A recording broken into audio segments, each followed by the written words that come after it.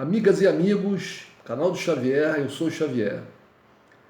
Gente, enquanto que a mídia toda está dando muito destaque para as coisas, obviamente aqui no Brasil, das coisas internas no Brasil, em Portugal das coisas internas de Portugal, cada país assim, e no cenário internacional é a guerra da Ucrânia, né? A guerra na Ucrânia, que tem tomado a atenção da mídia e das pessoas em geral.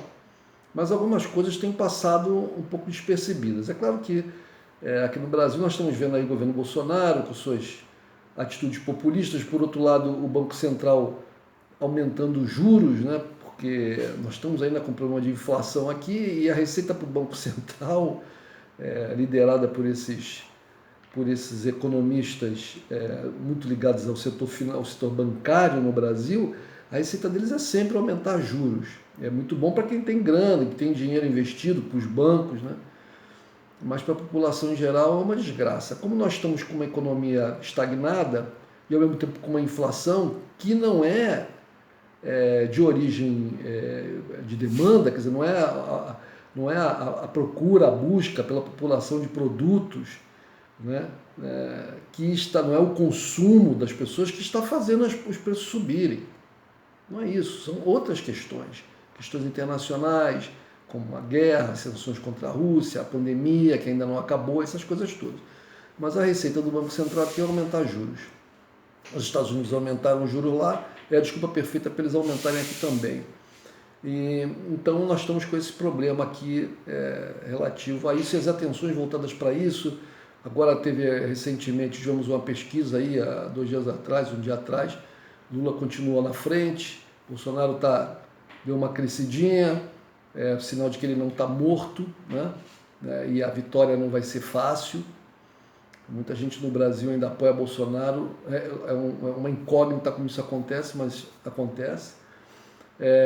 Em Portugal, o governo português, atrelado aos interesses maiores, né, da OTAN, continua, e a Europa como um todo estão indo, parece que assim, caminhando todos juntos para a beira do precipício, né? Porque a situação econômica na Europa, tudo indica, eles próprios admitem que vai ficar muito ruim no curto prazo, né? Não se sabe como vai ser no médio e no longo, por causa da guerra, por causa das sanções e porque agora os governantes, apoiados pela mídia, têm a desculpa perfeita para aumentar gastos militares, né? Uma vez que eles já identificaram um inimigo em potencial, que é a Rússia. Portanto, em cenário de crise econômica, de desemprego, de inflação, os governos europeus, a União Europeia vai tirar mais dinheiro do povo para poder aumentar os seus gastos militares. Então, isso não pode dar coisa boa. Mas, gente, essas questões todas estão deixando algumas questões, talvez até mais importantes, de lado. E o que eu quero falar nesse vídeo aqui é sobre o declínio norte-americano. E agora não é assim mais uma história de quem é de esquerda e deseja que os americanos caiam, não. E é claro que eu também não estou dizendo que os americanos vão amanhã, que eles vão se reduzir a um país do terceiro mundo. Não é isso. Mas se a gente for observar, por exemplo, aqui na América Latina, há não muito tempo atrás, só havia um país que realmente estava fora, que não era subordinado aos americanos em algum sentido. E esse país era Cuba, e pagava um preço muito alto, paga até hoje um preço muito alto. Hoje em dia nós temos mais países, assim, declaradamente, que os Estados Unidos declaram como seus inimigos. É um sinal de não ser subordinado. Os Estados Unidos declara como seu inimigo Venezuela, a Nicarágua. Então, se era um só, hoje são 3. Fora isso, existem alguns outros países que, não sendo declarados como inimigos norte-americanos e ainda tendo aqui ou ali alguma amarração, né, com os Estados Unidos, né, seja econômica, seja política, seja ideológica, seja estratégica e tal, mas que procuram romper essa subordinação. Então, por exemplo, é o caso da Argentina, aqui na América do Sul, né? A Bolívia de Evo Morales também a gente pode dizer que é um país que não está nesse sentido de muito subordinado. E pasmem, até o Brasil de Bolsonaro andou ensaiando aí uma peitada aí nos americanos quando o Bolsonaro vai lá na Rússia visitar o Putin, isso nas vésperas da invasão das tropas russas na Ucrânia. Isso ficou muito mal para os interesses americanos, né? E os americanos fizeram um biquinho bem relevante, né? E aqui no Brasil, aqueles que se alinham às forças americanas reclamaram muito. Mas isso é um sinal assim, bastante interessante, que um governo como o de Bolsonaro, que há algum tempo atrás batia continência para a bandeira americana, né?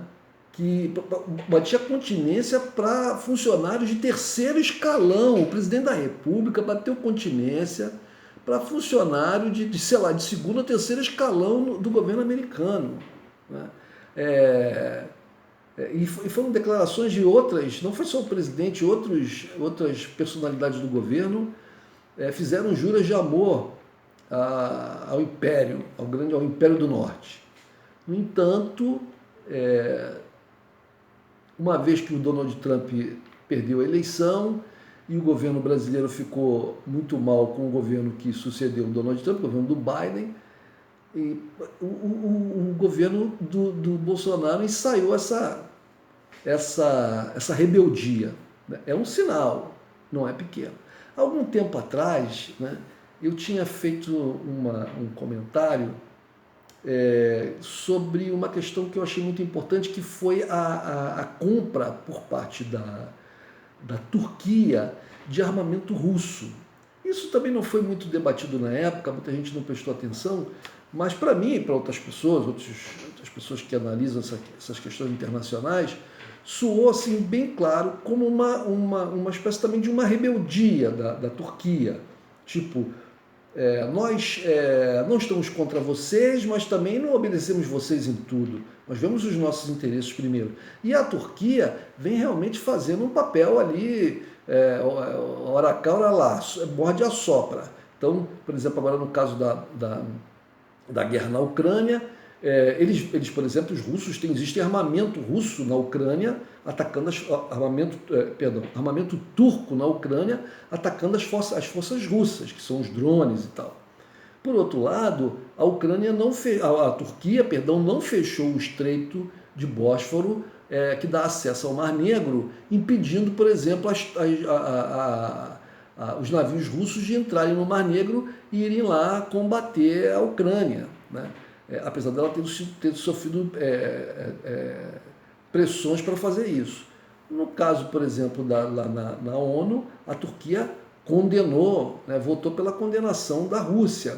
Então a Turquia ela faz ali um jogo, tentando até uma relembrança da época áurea do Império Turco-Otomano, onde a Turquia tinha um papel muito relevante ali nas questões ali do Oriente Próximo, né? E com a Europa, etc.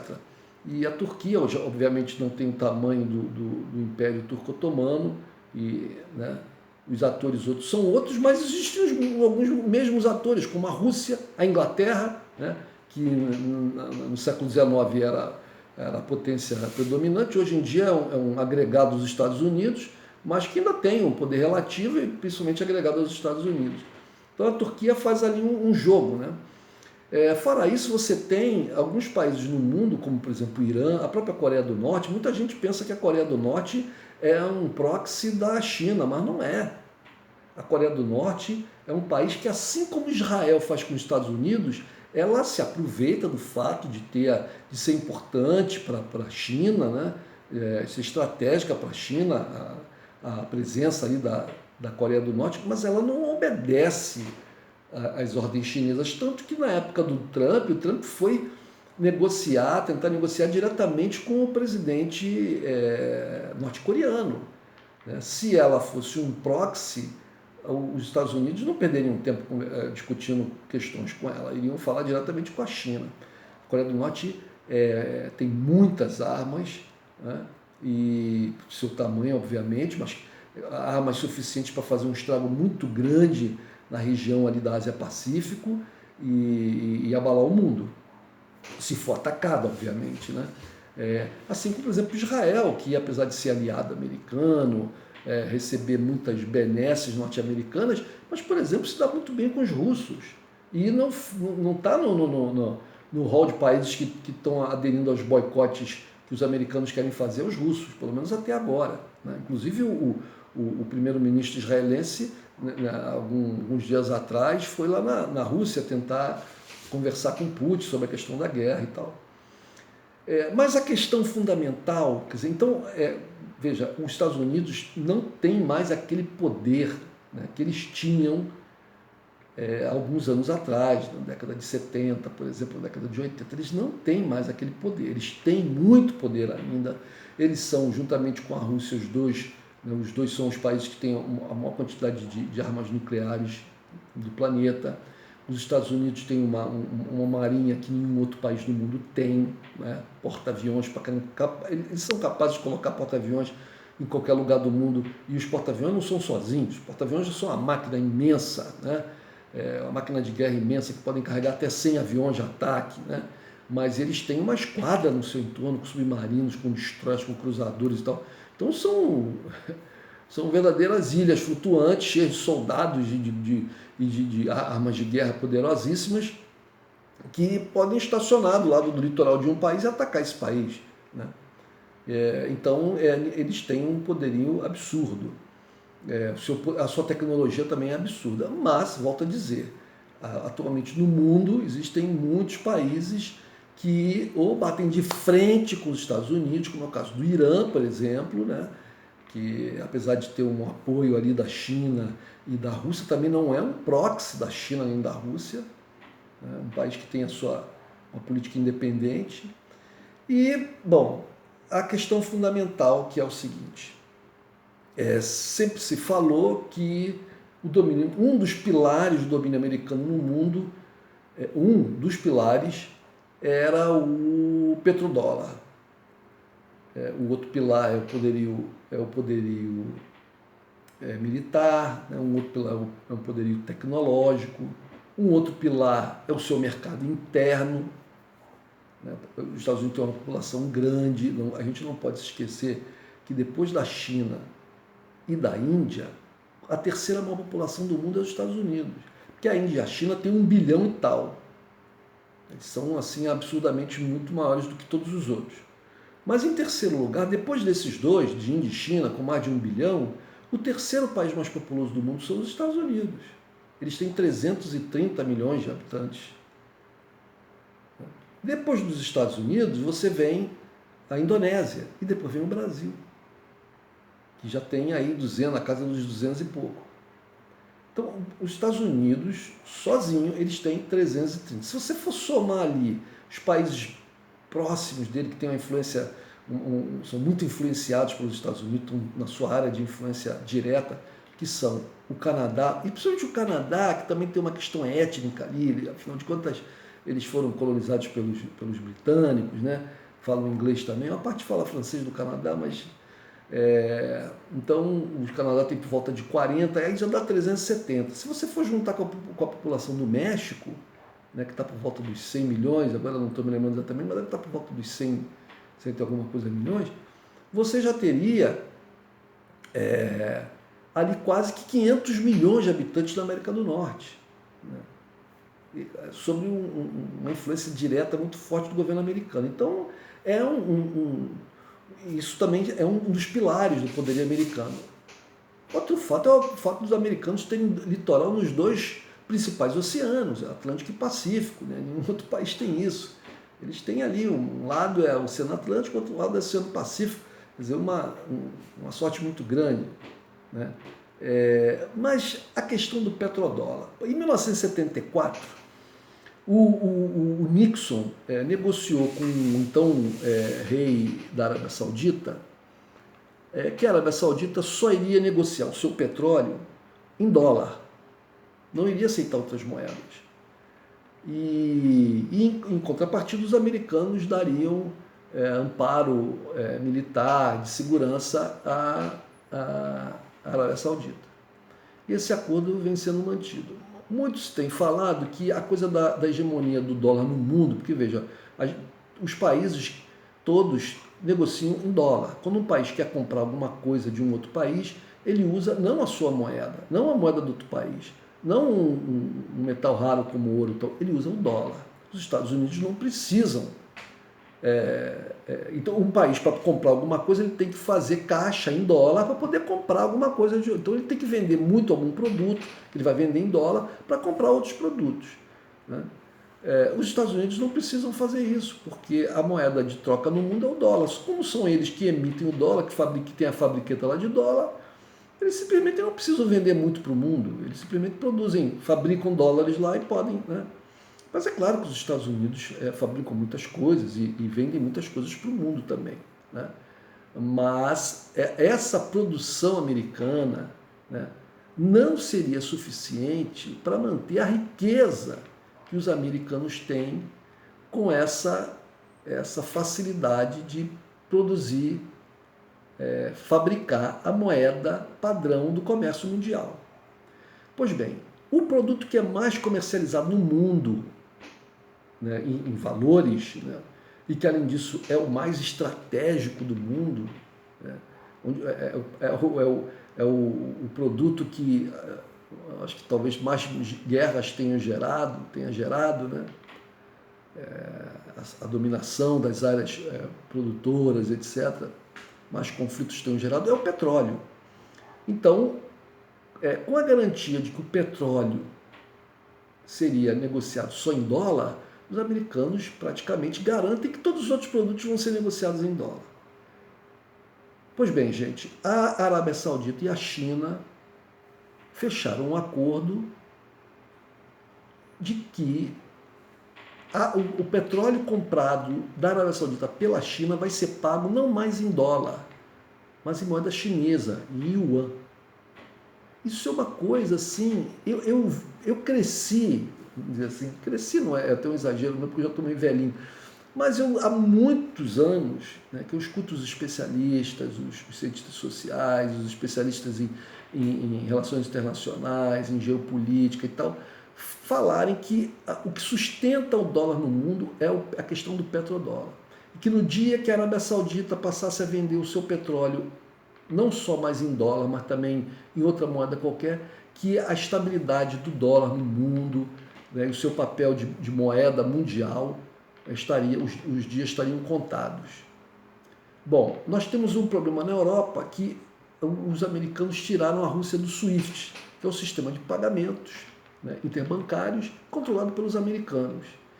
E muita gente também disse que essa sanção americana, porque os russos já correram para um sistema que é feito pelos chineses. Os russos têm o seu sistema, mas não tem um alcance tão grande como o dos chineses, e correram para os chineses. Ora, se outras nações também engrossarem o caldo dos chineses, porque a Rússia também não é qualquer coisa, né? A Rússia é um país grande, com uma economia entre as 10 maiores do mundo, com uma população grande. Então, a Rússia transferindo todos os seus pagamentos, etc., do SWIFT, onde ela foi bloqueada, para o sistema chinês, vai fortalecer esse sistema chinês. E se mais outros países entram para esse sistema chinês, o sistema SWIFT norte-americano pode ficar muito prejudicado. Então isso já abalaria esse poderio americano no sistema financeiro e econômico mundial. Mas a questão do petróleo, olha, isso realmente foi uma coisa muito forte. O pagamento não começou ainda, mas eles estão fazendo esse acordo, né? China e Arábia Saudita. 25% do petróleo que a Arábia Saudita produz é comprado pelos chineses. 25%. E pode até aumentar, porque a economia chinesa não para de crescer, não para de crescer, não para de crescer. E se não para de crescer, vai consumir mais petróleo. Os chineses malandramente estão diversificando as suas fontes de petróleo. Compram da Rússia, vai ter um outro gasoduto da Rússia que está sendo construído para lá. mas não querem ficar só amarrados na Rússia. Compram da África, da Nigéria, compram de vários lugares do mundo, né? Mas o consumo deles é muito grande, então eles precisam ter fontes também grandes, né, que tem um fornecimento ali constante, seguro e um preço razoável. Então, gente, isso sendo finalizado, e parece que tudo indica que não vai demorar muito mesmo, e vai estar já sacramentado, isso vai abalar mais ainda o poderio americano. Então, talvez eu ainda, na minha vida, ainda consiga ver realmente os Estados Unidos deixarem de ser o país mais poderoso do mundo e passarem a ser mais um de um número maior de países poderosos no mundo. A tão esperada multipolaridade. Isso talvez seja bom para o Brasil, eu acredito que isso é bom para todas as potências emergentes. E eu acredito também que isso vai dar mais estabilidade no mundo, porque os Estados Unidos vêm demonstrando que eles são um fator de instabilidade no mundo. Isso é uma previsão. Pode ser que as coisas tomem outros caminhos, mas o fato é que esse acordo entre China e Arábia Saudita foi mais um abalo no poderio hegemônico norte-americano no mundo. É isso, gente. Um abraço.